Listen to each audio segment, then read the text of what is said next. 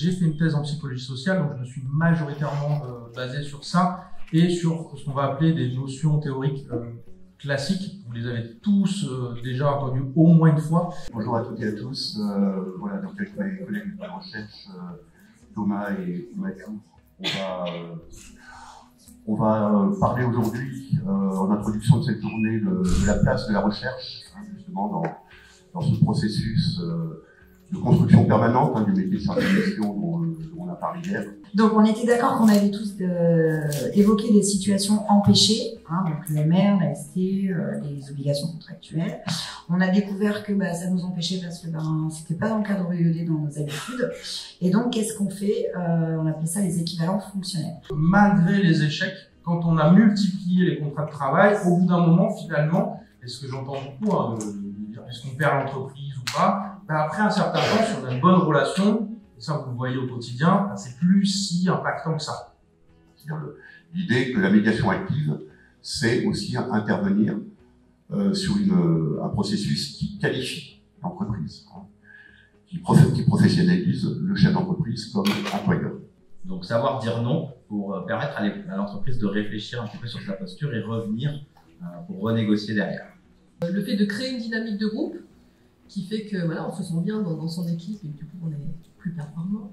Donc on a un gros problème à distinguer ces trois niveaux-là. On est vraiment sur une transformation plus systémique à base d'aller-retour constamment entre le terrain, les formateurs, le pôle recherche et donc ce triangle-là qui fait constamment à la fois de la production et de la transformation de savoir.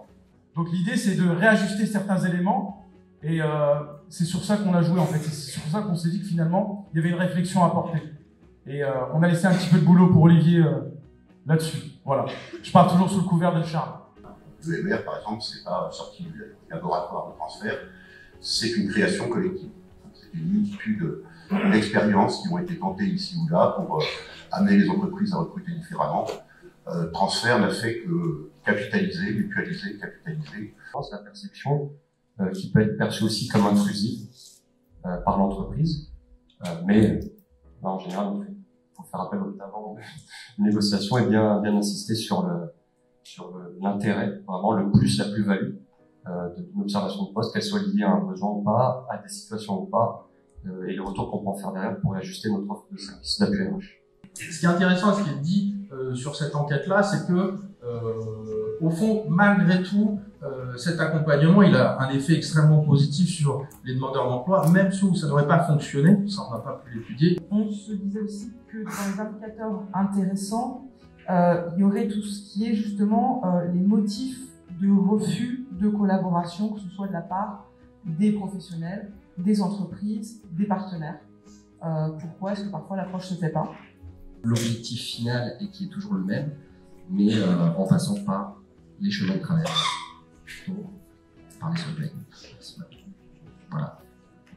Ce qu'on appelle la méthode IoT, le protocole IoT, la démarche IoT, voilà, c'est un mot qui fait débat, et ça montre bien justement tout le débat qu'il peut y avoir et les allers-retours qu'on peut avoir aussi.